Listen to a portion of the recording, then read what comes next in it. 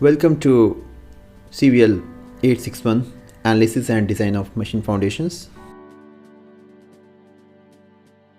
This is our introductory lecture. Before we go deeply into the aspects of machine foundations, we'll first study about the design aspects of foundations in general. So in general, when we talk of foundation design, two engineers are involved: geotechnical engineer and the structural engineer.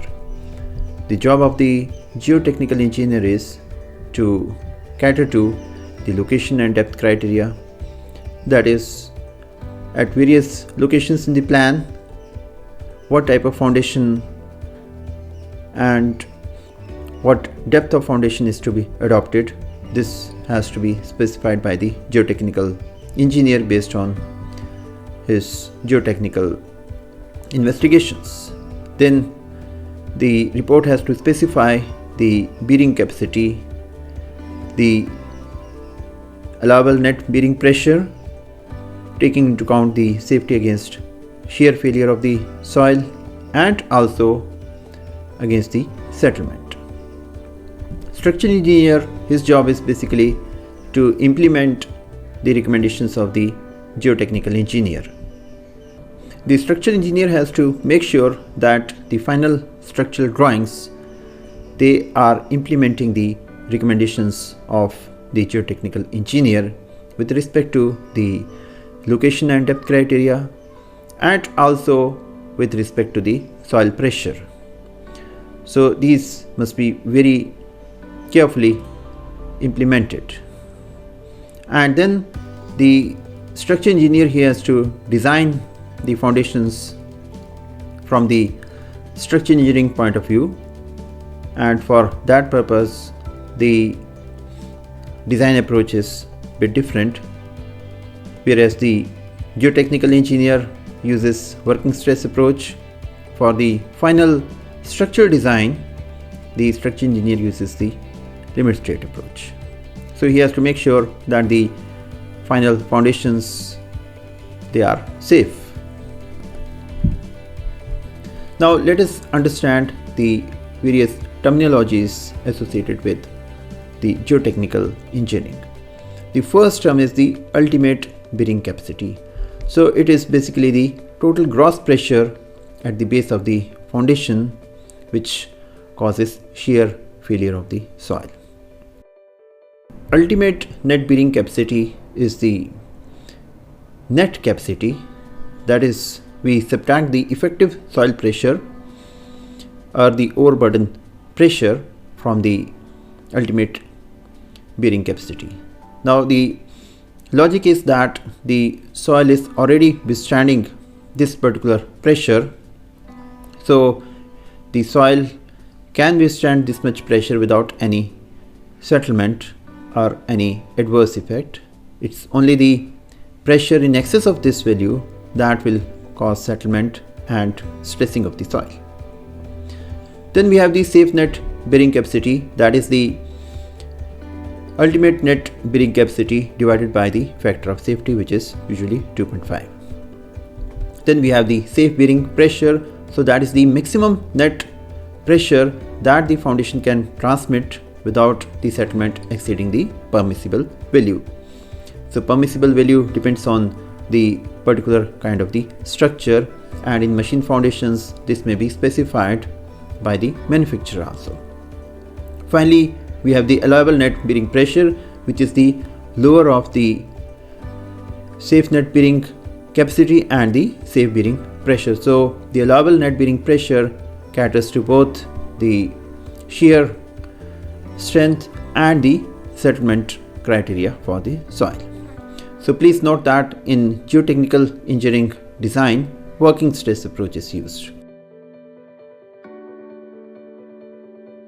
Now let's consider an example foundation. You may already be familiar with the design process, so we have just taken an example. So we have a foundation here, and at the top of the foundation base, that is the base raft, the forces are shown as here. We have the vertical force P, the horizontal force H and the bending moment M. Let's say the finished ground level is 0.5 meters above the natural ground level. Usually in the sites, leveling is resorted, so that leads to often cutting and also filling. So let's say here it's a case of filling. So the geotechnical report always provides the depth of the foundation with regard to the natural ground level. In our structural drawings, this must be clearly taken into account. Let's say the depth of the foundation recommended by the geotechnical engineer is 2 meters below the natural ground level, and there is also a water table at 1 meter below the natural ground level. Now, why water table is necessary? Because it's necessary for calculating the effective soil pressure, because we have to calculate the net pressure, and for that purpose we must know the location of the water table also. So we have 1 meter of the soil, which is basically saturated soil. So when we consider the weight of this soil, we have to take into account the buoyant forces. So we have to take the buoyant density. Let's say these are the forces. The vertical force coming at the bottom of the column is 1200 kilonewton. The moment is 125 kilonewton meter. The horizontal force is 20 kilonewton, and let's say the gross density of the soil is 18 kilonewton per meter cube. The soil investigation report has specified an allowable net bearing pressure of 180 kilonewton per meter square. So the design steps are as follows. The first step is that we have to find out the appropriate size of the footing to specify the base pressure requirements. Then the next step is to design the base for bending, and here the structural engineering aspect comes into picture. Then we have to check for one-way shear. This is again a structural engineering aspect. Then two-way shear, another structural engineering aspect, and finally the stability against sliding and overturning, again a structural engineering aspect. So let's see these steps one by one. So basically, in order to fix the appropriate size of the footing, we have to use trial and error approach. So first thing is that we calculate the allowable gross bearing pressure, because the soil investigation report gives us the net bearing pressure. So we convert it to gross. So all we have to do is the allowable net bearing pressure is given, and we add to it the effective overburden pressure. So overburden pressure is now calculated like this, that for the top portion which is above the water table, we are considering full density of soil, and for the portion which is below the water table, we are considering the buoyant density of the soil. So this comes out to be 207 kilonewton per meter square. So this is under normal conditions, and what we can do is that under the conditions of wind and earthquake, the allowable net bearing pressure can be increased by 25% in accordance with the provisions of IS 1893. So the allowable gross bearing pressure under that situation comes out to be 250 kilonewton per meter square. So let's try a foundation of size 2.5 by 2.5 by 0.4 meter. So this is just a trial value. It may be under safe or maybe over safe or maybe just suitable. We'll know after calculations only. So what we do is that first of all we calculate the gross weight which is coming at the base of the foundation. So the force P is given to us, so we add the overburden to it. Now this overburden should take into account the soil overburden as well as the weight of the concrete stuff. So we are adding here the weight of the footing. So just make sure that we are again adding here the buoyant density or the submerged density, and then we have the contribution from the soil. So make sure that we have subtracted the area of the column or the pedestal, because that is included in P, because P is acting at the top of this mat. So For soil also we have considered a combination of the point density and the full density above the water table and point density below the water table. So this comes out to be 1428.61 kilonewton, so is 228.61 kilonewton higher than the weight P coming from the analysis. Now we also calculate the moment at the base of the foundation, because the force H is acting at the top of the foundation mat, so it exerts additional moment, which is given by the value of the H multiplied by the thickness of the base of the footing. So we are getting a total moment of 133 kilonewton meter. So we have the gross forces and the moments available with us, and now we can check what is the gross pressure at the base of the foundation. So let's try the size 2.5 by 2.5 by 0.4 meter as we have chosen earlier.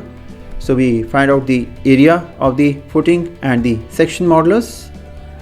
Area is basically b square because we have the square footing, and the section modulus is b cube by 6.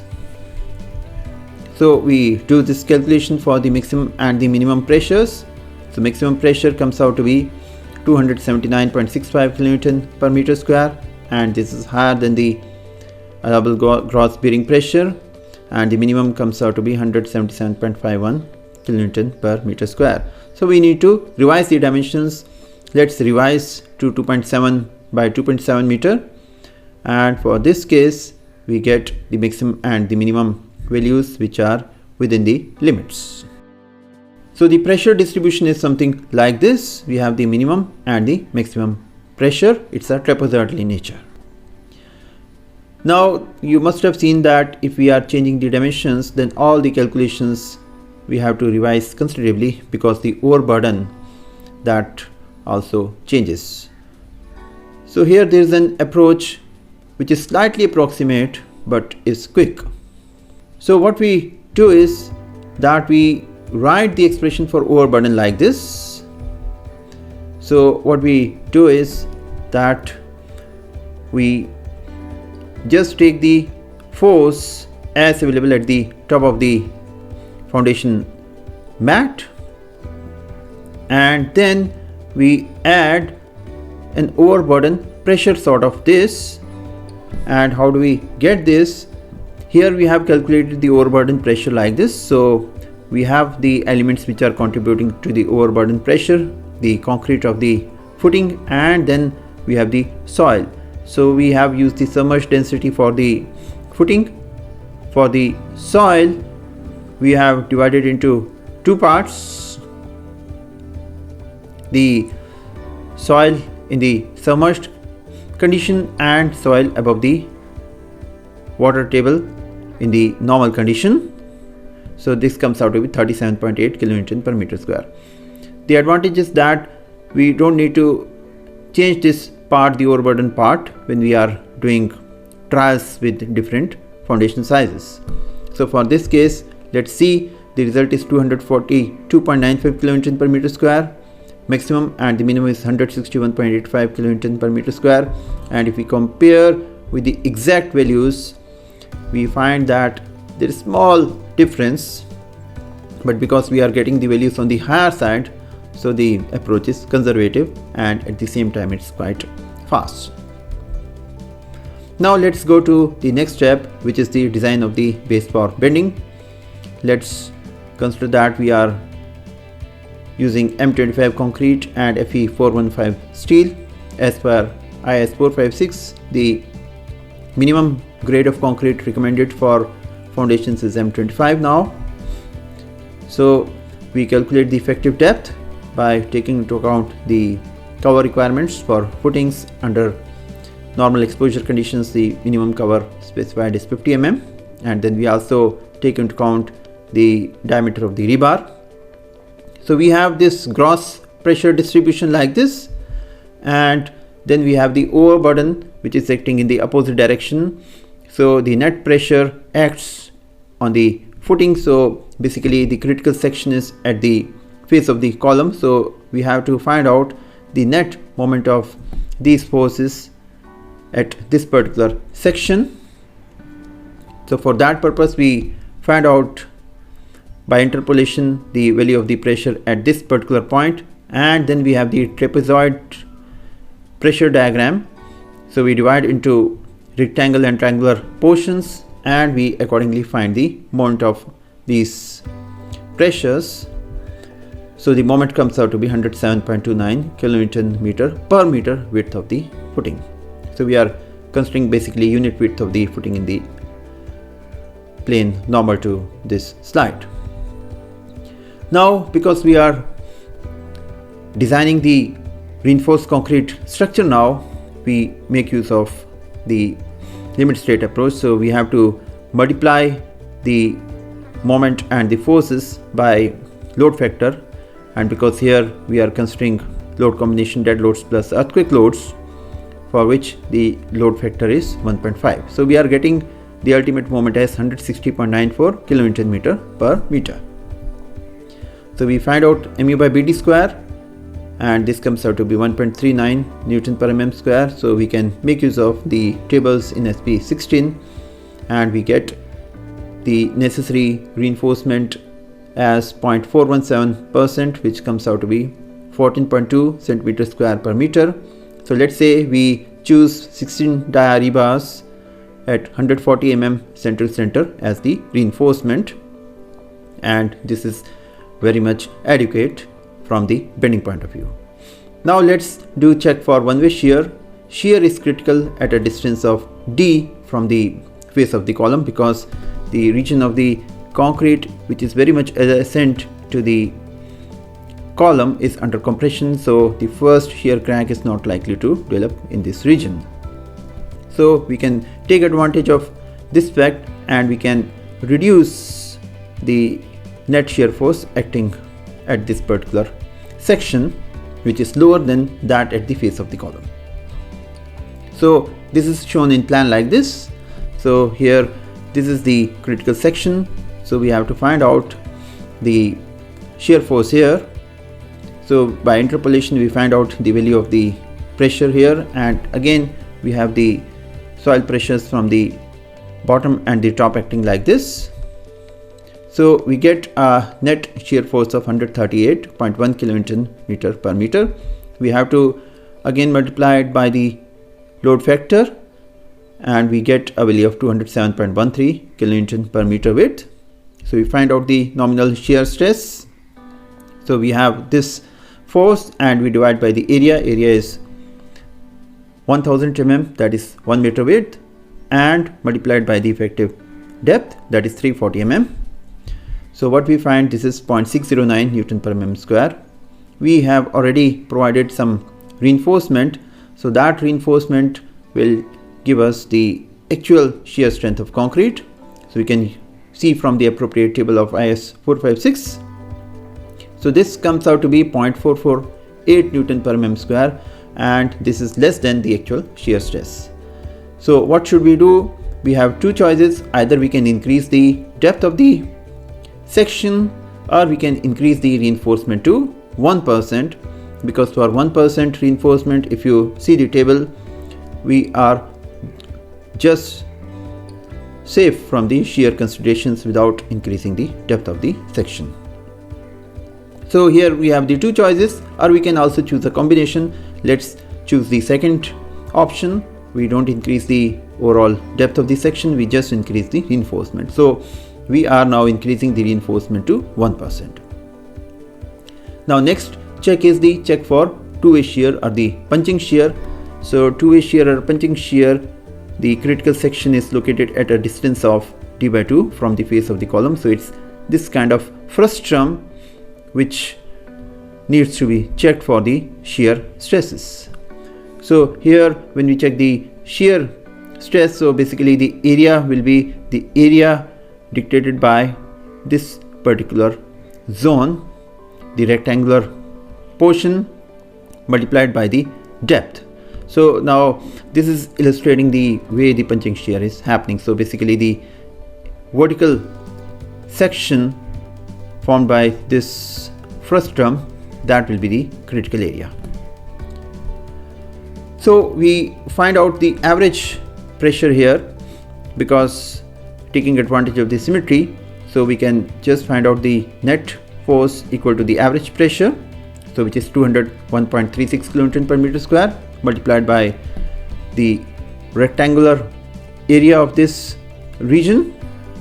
So that is the net force we can calculate. We have the downward force acting and then the upward force. So we have found the net force acting on this particular section, and now we multiply it by the load factor 1.5. So now we can get the shear stress like this.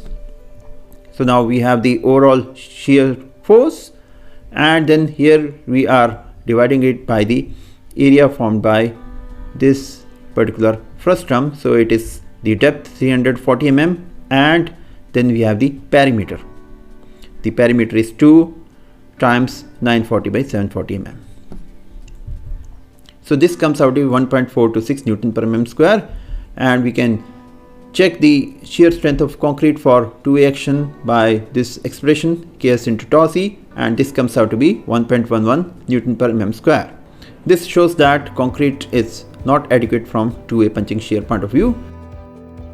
So all we have to do is we have to increase the thickness of the slab. So let's increase to 500 mm. So the calculations will change now. The total shear force acting on this frustum will also change, and so would be the area because the perimeter will also change, and this now comes out to be 0.958 Newton per mm square, which is less than the shear strength of concrete. So it's now safe. Now this is how we have to provide the reinforcement. So we have calculated the reinforcement in one direction, and because we have our footing square footing, so here we are providing same reinforcement in both the directions. But now it's your job to check, because we have done some changes in the thickness of the foundation. Possibly you can get more exact value. Let's say if we choose the same diameter 16 dia rebars, you can find out now what is the spacing of reinforcement that is adequate. Here 150 mm is just provided tentatively. Now the code also says that we can do this kind of tapering of the foundation, but then the minimum depth should be 150 mm. Then after these steps, if the footing is a standalone footing, say for pipe support or a machine support, then we need to do safety against sliding and overturning. But if it's a part of the big structure with a number of columns, then we have to do it for the entire structure. Now let's say if the footing were an isolated footing, then we can definitely do this check. So for overturning, the requirement is that the restoring moment should be greater than 1.2 times the overturning moment due to dead loads and 1.4 times the overturning moment due to imposed loads. Here the dead load is not contributing to any overturning moment because of symmetry.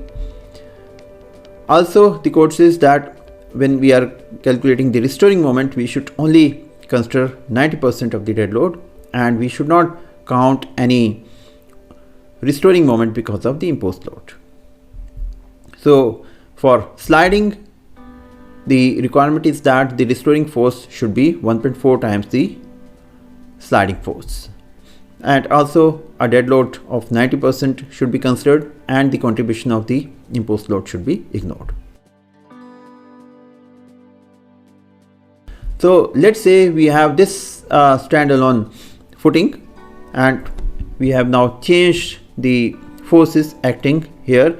Now the force P 50 kN is acting at the top of the pedestal and not at the top of the base now. So in all the calculations, we have to add the weight of the pedestal to the overburden component. So we calculate the moment acting at the base of the foundation. This is the horizontal force multiplied by the lever arm, that is 2.3 meters. So this is 23 kN meter. and let's try 1.2 by 1.2 meter footing. So we have the area and the Z. So we calculate the maximum and the minimum stresses. So remember that here we are now considering the overburden pressure instead of the overburden weight in order to simplify our calculations. So we get the values of 152.68 and minus 7.04 kN per meter square. So the negative sign means that there will be uplift. However, soil cannot withstand tension, so there will be redistribution happening. And how do we solve this case? Basically, the pressure will undergo redistribution. So as a result of this, the maximum pressure value will increase and it will be acting within a limited width of the footing only.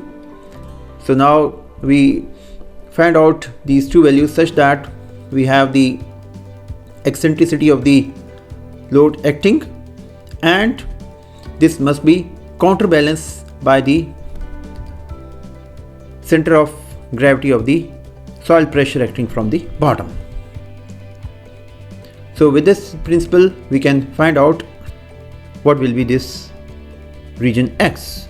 So now X by 3 is the center of gravity of the soil pressure, and on this we add the eccentricity. This should give us the half the width of the foundation. So here we have done the overburden calculation. We have found the total force PT. So we have the eccentricity now. When we equate E plus X by 3 equal to B by 2, we will get the value of X. So we are getting X equal to 1.17 meter. And then when we equate the upward force by the soil pressure with the downward force exerted externally, we will be able to find out the value of the pressure sigma 1. So here sigma 1 comes out to be 156 kN per meter square. So this is safe. Now for this situation we have an alternate approach. We increase the size of the footing such that no point on the footing loses contact with the soil. That is, we don't allow any uplift, and we increase the size such that we are getting 0 on one side and some maximum pressure on the other side. Now let's check for overturning. So we find out the overturning moment. Dead load is not contributing to overturning moment, but imposed load is contributing, and the overturning moment is 32.2 kN meter. And then we find out the restoring moment. So restoring moment is basically the weight of the overburden and the foundation which is acting through the CG. So for overturning we are considering this edge of the footing, that is, the overturning moment is trying to overturn the foundation about this point, and restoring moment is also computed with respect to this point. So the restoring moment is coming out to be 32.14 kN meter. So the two are almost meeting, but the restoring moment is technically speaking less than the overturning moment. So we might marginally increase the size of the footing. So let's increase the size to 1.3 meter, and you can do an exact check now. So here for this particular case we need to provide both top and bottom reinforcement, because say this region here the bending is such that there is tension at the bottom of the footing, but in the other side now you can see the overburden pressure is governing, so the bending is such that tension will be on the top side. So we need both top and bottom reinforcement. So this is different from the case we had considered earlier, where the vertical force was governing and the foundation was bending in such a way that in both the left and the right sides tension was on the bottom face. Similarly, we can do check for sliding. Now for sliding, basically we consider the coefficient of friction between the soil and the foundation. So what we have done is we have used 90% of the dead load,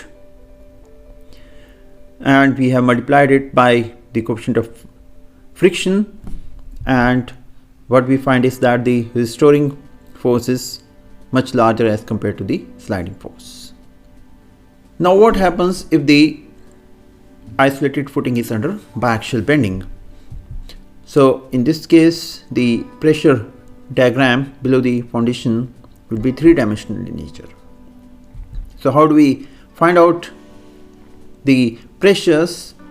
So that will be equal to P by A plus minus mx by zx plus minus m by zy, and then we have the overburden pressure component also. So here the z values will be different in the two directions. When it's bending about x-axis, zx will be equal to lb square by 6, and when bending about y-axis, zy will be bl square by 6. mx and my are the moments about the base of the footing, and these are the total moments including the moments caused by the horizontal forces. So this is shown here like this. So now when we are obtaining the reinforcements, the two could be different in the two directions. If we are, for example, determining the reinforcement in the x direction, then we have to find out the moment about the face of the column shown like this. So all we have to do is that we find out the average of sigma 1 and sigma 4, that is the pressure average on one side, and similarly on the other side we can find the average pressure. So this is simplified by this calculation, that when we are finding the reinforcement in the x direction, all we have to do is we find P by A plus minus my by zy. So that is, we only consider the my moment, because we are anyway finding out the pressures along the x-axis, so that will be 0 when we include mx. So for this case, we do calculations and find out the reinforcement, and we provide that. It may require both top and bottom, or may require only the bottom one. Similarly, we can find out the reinforcement in the other direction for a plane like this, which is at the face of the column in the other direction. So here we will use mx and we'll ignore my. So the rest of the design steps are same. We have to check the base for one-way shear, two-way shear, and stability against sliding and overturning. So thank you very much. If you have any questions, you can discuss them during our interaction in the MST.